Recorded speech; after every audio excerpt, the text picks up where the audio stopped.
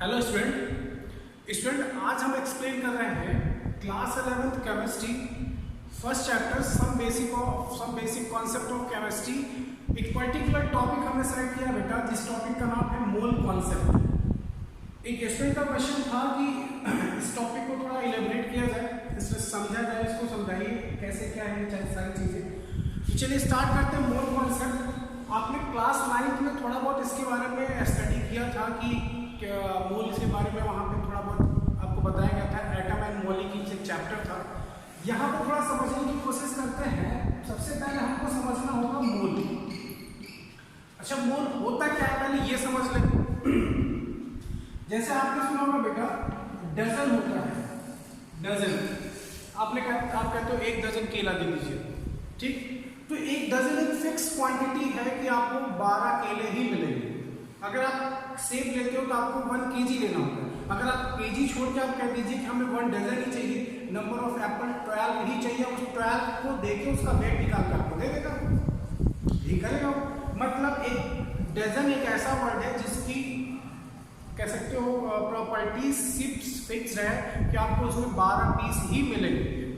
तो उसी तरीके से मोल एक ऐसा कह सकते हो उसकी प्रॉपर्टीज बताई गई वो एकदम फिक्स क्वांटिटी है कि किसी भी एलिमेंट में नंबर ऑफ एटम्स कितने होंगे इसको एक फिक्स बताया गया, वो कांस्टेंट होगी हर एक एलिमेंट के लिए, मॉलिक्यूल्स के लिए, आयंस के लिए, कि नंबर ऑफ मोल्स कितने, मतलब किसी भी एलिमेंट में नंबर ऑफ एटम्स कितने होंगे वो 1 मोल के इक्वल होगा। जैसे हम दूसरे एग्जांपल की बात करें, जैसे मान लीजिए आपके पास कोई 5 रुपीज का कॉइन है। अब 5 रुपीज का कॉइन है, आपके पास कॉइन है 1 लाख। 1 लाख कॉइन आपके पास है और सारे कॉइन सेम एक ही डिजाइन के हैं। तो आपको पता है, अगर मैं आपसे कहूं कि इसको बैंक में डिपॉजिट करिए तो आपको क्या लगता है कैशियर बैंक इसको काउंट कर सकता है? नहीं, उसके बाद बड़ी कॉम्प्लिकेशन, इसको बैंक में काउंट करेगा, कई घंटे लग जाएंगे काउंट करने में। तो वो क्या करता है, सारे कॉइन सिमिलर है तो एक कॉइन का वेट निकाल लिया जाता है। एक कॉइन का वेट जितना होगा टोटल का वेट निकाल के हम बता सकते हैं नंबर ऑफ कॉइन्स कितनी होंगी। इसका मतलब इसमें क्या चीज कांस्टेंट थी? वेट। उसी तरीके से मैंने डजन बताया कि डजन मतलब क्या होता है कि कांस्टेंट वैल्यू है जिसमें नंबर ऑफ 12 ही होंगे।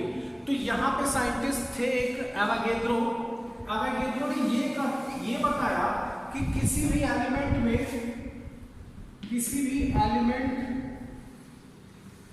में नंबर ऑफ एटम्स जो होते हैं बेटा वो 6.022 into 10 to the power 23 ये नंबर ऑफ एटम्स होते हैं किसी भी पर्टिकुलर एलिमेंट, मॉलिक्यूल्स या आयंस में। ये वैल्यू कांस्टेंट होती है। किसने बताया था? एवागेद्रो ने। इसी ध्यान पे इसे कहा जाता है एवागेद्रो नंबर। तो ध्यान रखिएगा 1 मोल इज इक्वल टू होता है 6.022। हो सकता है मे भी आपको 23 लिखा मिले, कंफ्यूज मत होइएगा, वो भी सही है, ये भी सही है। 6.022 into 10 to the power 23 ये 1 मोल इज इक्वल टू इतने नंबर ऑफ एटम्स होते। क्लियर? चलिए आगे देखते हैं मोल्स की फॉर्मूले क्या होते हैं। एवागेद्रो ने बताया था, जिसे एवागेद्रो नंबर कहते हैं। आई होप आपको सारी चीजें समझ में आ रही हैं। अगर हम मोल की बात करें यहाँ पे तो मोल को हम बेटा लिखते हैं स्मॉल n से। मोल इज इक्वल टू होता है गिवन मास को लिखते हैं W से अपॉन मोलर मास, और मोलर मास को लिखते हैं बेटा कैपिटल M से। तो डायरेक्टली फॉर्मूला क्या बनेगा? N is equal to W upon capital M, ठीक।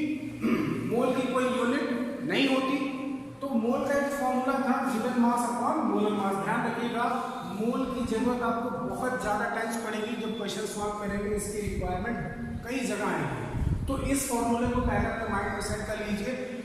बाकी सारे पॉइंट्स हम 1 by 1 स्टडी करेंगे कि मोल कॉन्सेप्ट में हमें कौन कौन से पॉइंट्स हम सॉल्यूशन के पॉइंट ऑफ व्यू से पढ़ते हैं, तो हमें कौन कौन से पॉइंट्स पढ़ने होते हैं। मोल कॉन्सेप्ट में हमें मेन टॉपिक जो पढ़ना था वो मोल था। ठीक। अब मोल कॉन्सेप्ट से रिलेट करके हम क्या पढ़ेंगे, सॉल्यूशन में जो कॉन्सेंट्रेशन सॉल्यूशन जो टॉपिक होता है कि उसमें प्रॉपर्टीज, तो मोलैरिटी, मास परसेंटेज या मोल फ्रैक्शन, ये सारी चीजें हम वन बाय वन डिस्कस करेंगे। पहले इस पे फोकस करिए। Mole is equal to given mass upon molar mass. एक फॉर्मूला और होता है मोल का, mole is equal to number of atom, जिसको लिखते हैं n से, अपॉन अब आगे दो नंबर, इसको लिखते हैं na से। क्लियर बेटा? तो n इज इक्वल टू होता है n अपॉन na, ये इसका फॉर्मूला होता है। तो ये दो फॉर्मूले तो पहले आप नोट कर लीजिए अच्छे से, फिर इसमें देखिए क्वेश्चन, आपके क्वेश्चन आसानी से सॉल्व हो जाएंगे। जैसे मैं एग्जांपल करा रहा हूं, एग्जांपल फोकस करिएगा। ध्यान देखिएगा formula n is equal to given mass upon molar mass. जरा देखिएगा,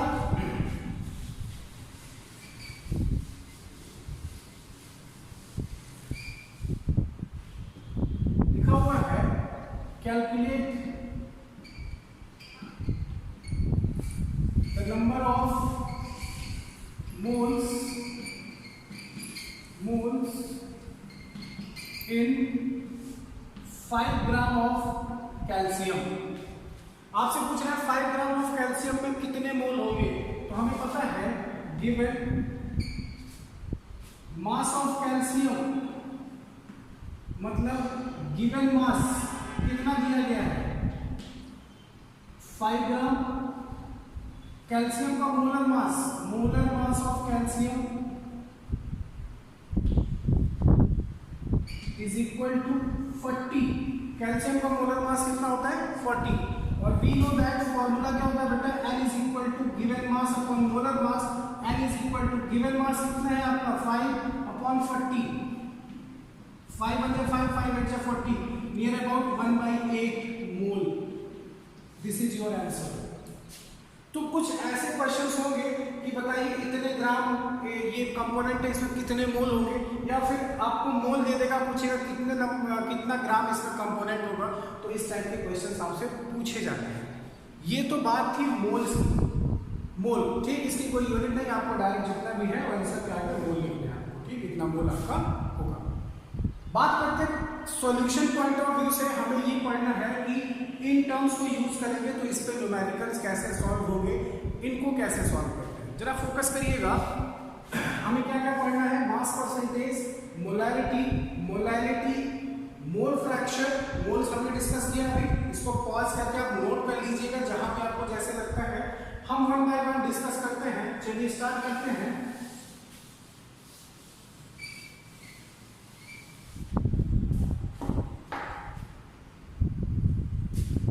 पहला है बेटा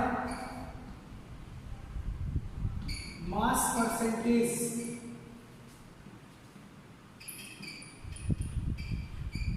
mass percentage is equal to होता है mass of component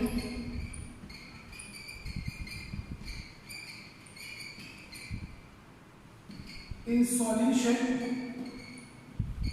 upon mass of solution into 100। अगर आपको मास परसेंटेज निकालना है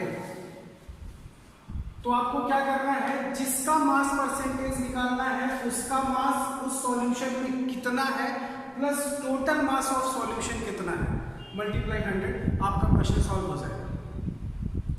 क्लियर? एग्जांपल, अभी मैं एग्जांपल वन बाय वन कराता हूं, जरा इस पर फोकस करते हैं। चलिए एक एग्जांपल करके देखते हैं। Calculate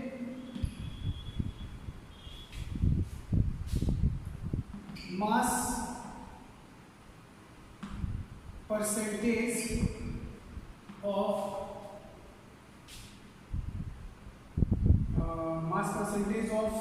sugar which is 20 gram in 100 gram of solution।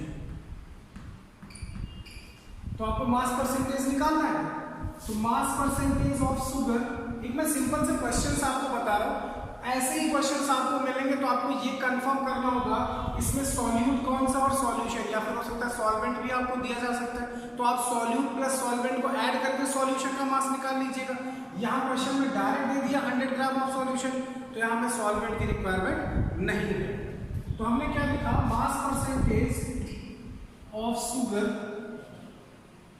Is equal to mass of component 20,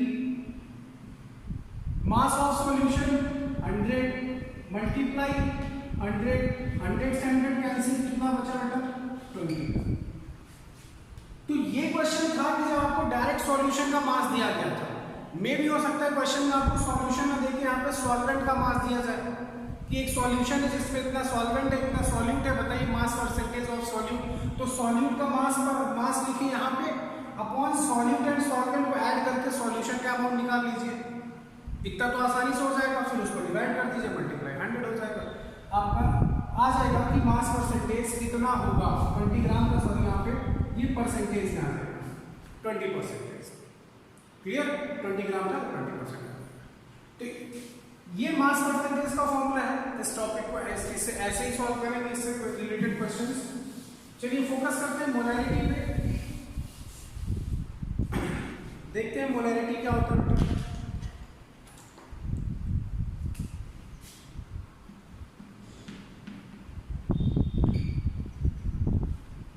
molarity को हम डिनोट करते हैं कैपिटल एम से। मोलैरिटी इज इक्वल टू होता है moles of solute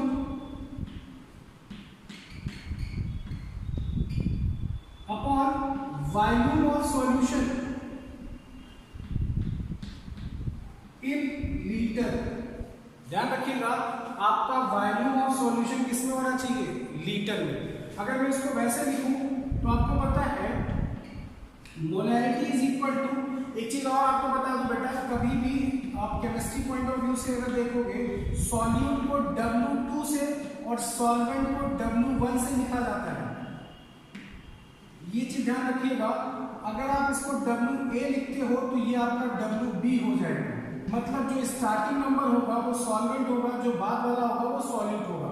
W1 W2 पहला सॉल्वेंट दूसरा सॉल्यूट, पहला सॉल्वेंट दूसरा सॉल्यूट, ठीक। तो अगर W2 सॉल्यूट है तो यहाँ पे हमने क्या लिया, मोल्स ऑफ सॉल्यूट, तो मोल्स को किससे लिखते हैं, N से, और सॉल्यूट को 2 से, तो मोल्स ऑफ सॉल्यूट हो गया। क्लियर। अब यहाँ पे क्या है, volume of solution, volume of solution in litre. Clear. और अगर आपको लगता है यहाँ पे थोड़ा ओपन करके लिखिए सर N2 नहीं क्लियर हो रहा है, तो आप ऐसे लिख लो मोल्स ऑफ सॉल्यूट, ठीक ना बेटा।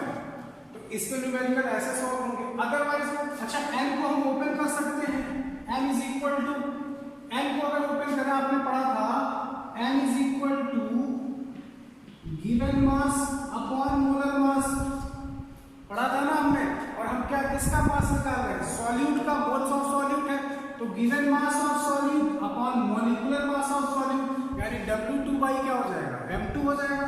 तो यहाँ क्या लिख सकते हैं, W2 M2 कहाँ आ जाएगा, नीचे, इनटू क्या आ जाएगा V, इसमें लीटर में। अभी हमें अंडरस्टूड है कि किसमें होना चाहिए, लीटर में। वॉल्यूम ऑफ सॉल्यूशन है, यहाँ पे सॉल्यूट और सॉल्वेंट, ठीक। ये हो गया लीटर में, ये W2 क्या है, गिवन मास, ये क्या है molecular mass, molecular mass substance का आपको पता होना चाहिए, ठीक। अच्छा, इससे और फॉर्मूले चेंज कर सकते हैं, जैसे n इज इक्वल टू, मैं इसको लिख सकता हूं W upon V into M 2 into 1, बोलो कर सकते कि नहीं कर सकते। और आपको पता है मास अपॉन वॉल्यूम क्या होता है भाई, मॉलिक्यूलर मास इंटू वॉल्यूम या वॉल्यूम इंटू मॉलिक्यूलर मास, बात एक ही है। मास अपॉन वॉल्यूम क्या होता है, डेंसिटी। तो फाइनल फॉर्मूला क्या आ जाएगा, molarity is equal to D, molarity is equal to D upon क्या आ जाएगा बेटा, M2, अगर डेंसिटी वाला केस आया तो। अदरवाइज आपके न्यूमेरिकल यहीं पे सॉल्व हो जाएंगे। हो सकता है इसकी रिक्वायरमेंट हो तो आप ओपन कर लीजिएगा mass upon given mass upon molar मास को। मोल्स को ओपन कर लीजिएगा, आपके क्वेश्चन सॉल्व हो जाएंगे। ये मोलैरिटी का फॉर्मूला है। अभी हम क्वेश्चंस करके देखेंगे इसे, ठीक। एक बार अच्छे से इसको पॉज करके नोट करिएगा, जहां भी आपको लगता है molarity moles of solute upon volume of solution in litre, ठीक ना, लीटर सॉल्यूशन का, ना कि सॉल्यूट और सॉल्वेंट का। देन इसको ऐसे इलैबोरेट कर दीजिएगा। चलिए आगे देखते हैं।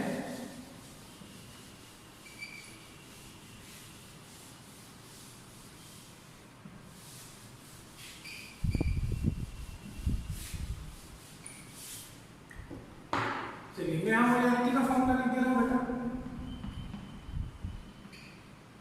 मोलैरिटी को लिखते हैं कैपिटल एम से, is equal two moles of solute upon volume of solution in litre, ठीक ना, ये मैं लिख दे रहा हूं। चलिए अब बात करते हैं मोलैरिटी की।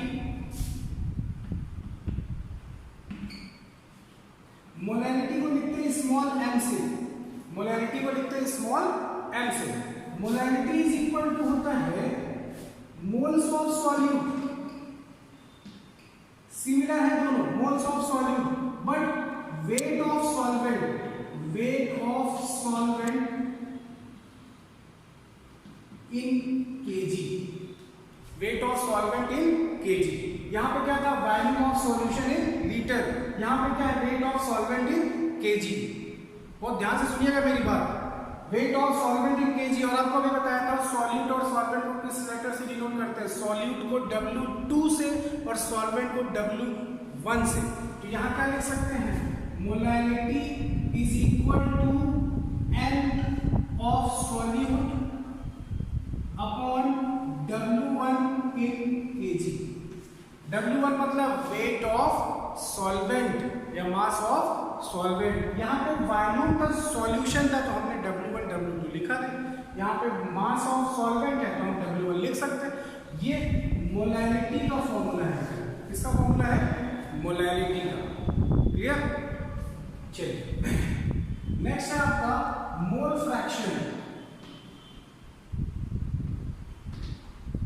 मोल फ्रैक्शन को चाय से लिखते हैं या फिर एक्स जैसा सिंबल होता है कुछ, आप इसको एक्स ही डिनोट करिए।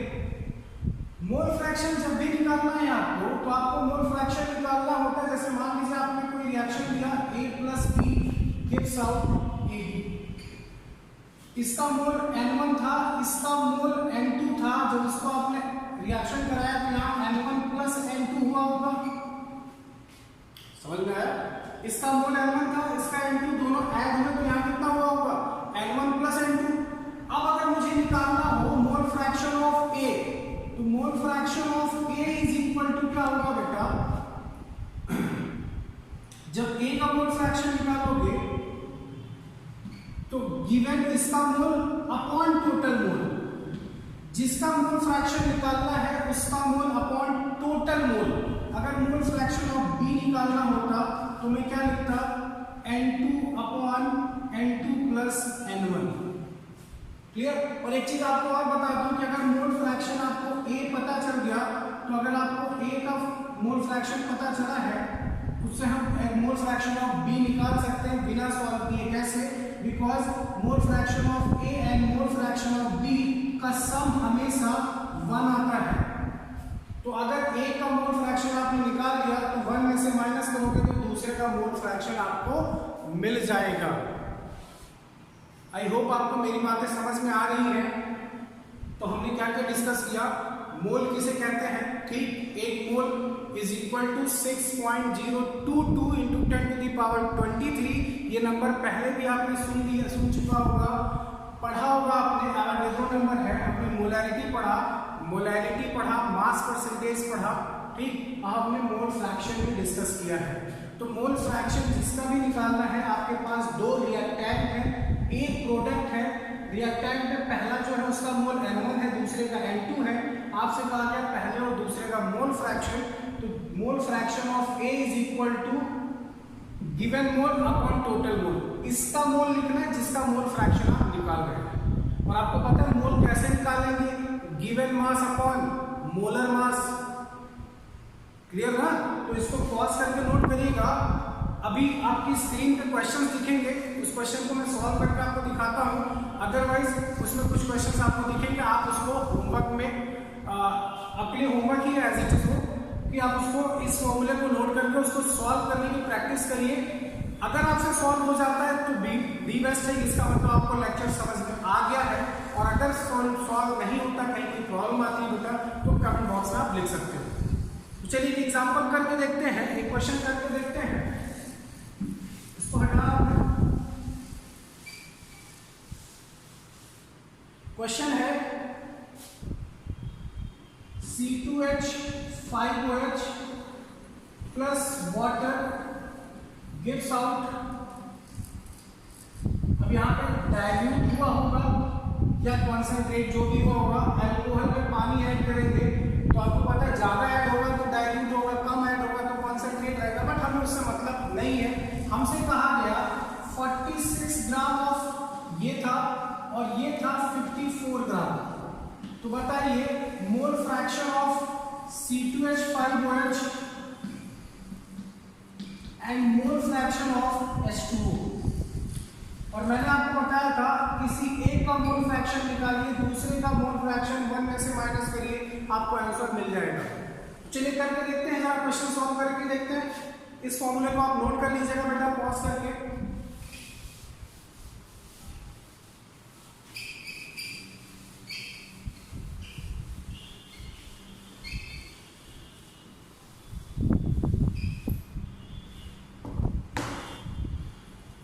चलिए हमको क्या निकालना है, मोल फ्रैक्शन ऑफ C2H5OH। हमें पता है गिवन में हमें दे रखा है मास ऑफ इथेनॉल, इसे इथेनॉल बोलते हैं बेटा, C2H5OH को इथेनॉल बोलते हैं। मास ऑफ इथेनॉल दे रखा है 46 ग्राम, ठीक? क्योंकि हमें मोल फ्रैक्शन निकालने के लिए क्या पता होना चाहिए, mole. Mass of ethanol 46 gram, molecular mass of ethanol is equal to, molecular mass कैसे निकालेंगे जरा देखिएगा, C2H5OH, एक कार्बन का mass number 12 multiply 2 because 2 carbon है यहाँ पे, एक हाइड्रोजन का mass number 1 multiply 5 because 5 hydrogen है, एक ऑक्सीजन का मास नंबर 16 प्लस एक हाइड्रोजन का 1। इसको अगर आप ऐड करोगे 12 2 जा 24, 125, 5 30 और प्लस 16 इज इक्वल टू 46। मतलब अल्कोहल का मॉलिक्यूलर मास भी 46 ही होता है, यहाँ भी 46 हो जाएगा। अब बताओ इसका मोल में निकाल सकता हूँ कि नहीं, NC2H5OH is equal to, formula क्या था, गिवन मास अपॉन मोलर मास, गिवन मास मोलर मास कितना आ जाएगा बेटा, 1 मोल। चलिए इसी तरीके से वाटर का करके देखते हैं। मास ऑफ वाटर, आपको पता है मैं इसको W2 और W1 कर सकता था, मैं अभी मास ऑफ वाटर लिख रहा हूँ, मैं डायरेक्ट लिखता W1 बिकॉज वाटर सॉल्वेंट है और ये क्या है, सॉल्यूट, मुझे W2 लिखना चाहिए था। लेकिन अभी तुरंत मैं अप्लाई करूंगा तो हो सकता है आप कंफ्यूज हो, तो आप पहले लेटर्स को समझ लीजिए, सॉल्वेंट को W1 से, सॉल्यूट को W2 से। क्लियर? चलिए mass of water 54 gram given है क्वेश्चन में। मॉलिक्यूलर मास ऑफ वाटर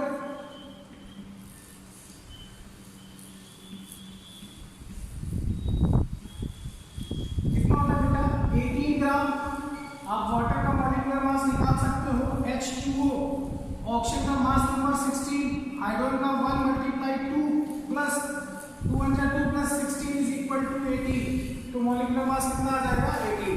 अब अगर मैं मोल निकालूं वाटर का, NH2O इज इक्वल टू, तो कितना आ जाएगा बेटा, गिवन मास अपॉन मोलर मास, 18 3 जा 54, कितने मोल आ जाएंगे, 3 मोल। अब आपका मोल फ्रैक्शन निकालना बहुत आसान हो जाएगा, जरा फोकस करिएगा, जहां पे आपको लगता है उसको पॉज करके आप नोट कर सकते हो।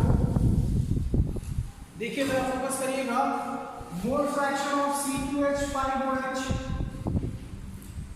Is equal to N of C2H5OH upon N of C2H5OH plus NH2O।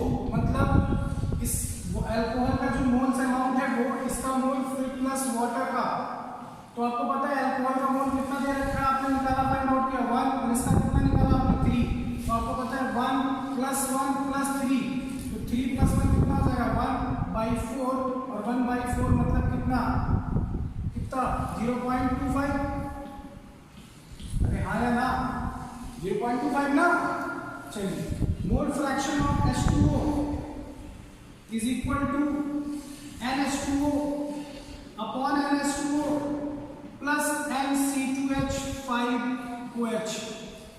तो आपको पता है NH2O कितना 3 और 3 प्लस 1 कितना आ जाएगा बेटा 3/4 और 3/4 मतलब कितना 0.75।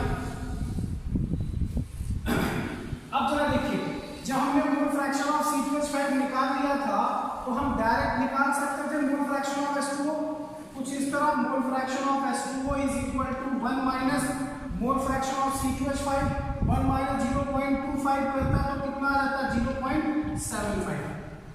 तो कुछ समझ में आया कि मोल फ्रैक्शन अगर हम ऐड करेंगे सॉल्यूट और सॉल्वेंट का तो हमेशा कितना आता है बेटा 1। क्लियर था? तो ये मोल फ्रैक्शन का एग्जांपल था। आपकी स्क्रीन पे क्वेश्चंस दिखा होगा इससे पहले, उसको आप पॉज करके उस क्वेश्चन को सॉल्व करिएगा।